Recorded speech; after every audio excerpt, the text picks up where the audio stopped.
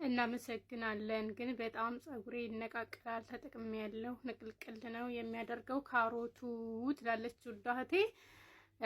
እንግዲህ የሚነቃቅልብሽ ከሆነ አንቺ ተይው፣ የማይስማማሽ ከሆነ ተይው ማለት ነው። ምክንያቱም ተጠቅማችሁ የማይስማማችሁ ልጆች ካላችሁ ማቆም ነው ያለባችሁ ማለት ነው።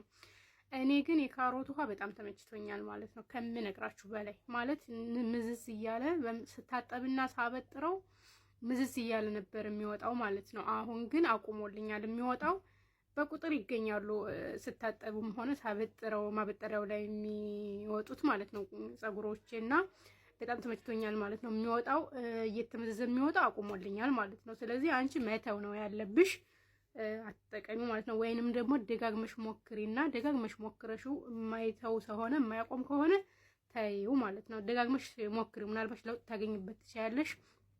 የበለጠ መረጃ ደግሞ ዩቲዩብ ላይ የገባችሁ ሰብስክራይብ እያደረጋችሁ እዛ ላይ ይዩ።